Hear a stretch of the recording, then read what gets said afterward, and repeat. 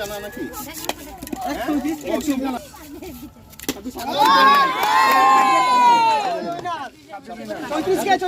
নারকেলের লড়াই দেখেছেন? জঙ্গলমহলে তীব্র প্রতিদ্বন্দ্বিতায় কয়েকশো নারকেলের লড়াই। গ্রাম বাংলায় মোরগ লড়াই তো দেখেছেন, কিন্তু দেখেছেন কি দুটি নারকেলের লড়াই? হ্যাঁ, ঠিকই শুনছেন, দুটি নারকেলের মধ্যে লড়াইয়ের মধ্যে দিয়ে আনন্দে মেতে ওঠেন গ্রামের মানুষজন। পৌষ সংক্রান্তির দিন ঝাড়গ্রাম জেলার গোপীবল্লভপুর 2 নম্বর ব্লকের জুনশোলা গ্রামে আয়োজিত হয় নারকেল লড়াই।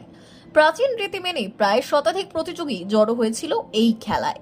প্রাচীন রীতির মধ্যে অন্যতম এই খেলা, নেই প্রাণহানির আশঙ্কা, নেই জীব হত্যাও। প্রাচীন রীতি মেনে বেশ কয়েকশো বছরের পুরনো এই নারকেল লড়াই। মোরগ লড়াইয়ের মতো একইভাবে নারকেল লড়াইয়ে মাতেন সকলে। ঝাড়গ্রামের বেশ কিছু গ্রামে এখনো বেশ কয়েকশো বছরের পুরনো এই রীতিকে টিকিয়ে রেখেছেন গ্রামের মানুষজন। মূলত পৌষ সংক্রান্তির দিন গ্রামের মানুষ এই নারকেল লড়াইয়ের মধ্য দিয়ে আনন্দ উৎসব পালন করেন। প্রসঙ্গত, অন্যান্য উৎসব অনুষ্ঠানের মতো জঙ্গলমহলের অন্যতম উৎসব পৌষ পার্বণ।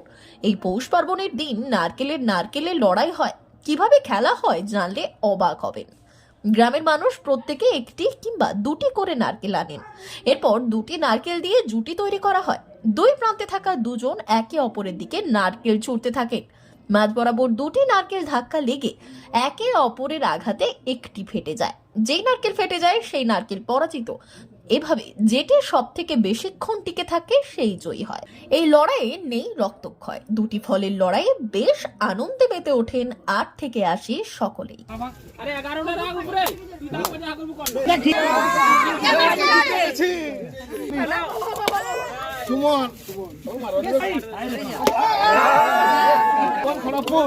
হয়েছিল, তার মধ্যে প্রথম হয়েছেন গৌর পাল মহাশয়। তো সেই পুরস্কার তুলে দেওয়ার জন্য আমাদের মধ্যে উপস্থিত স্বপ্না ম্যাডামকে।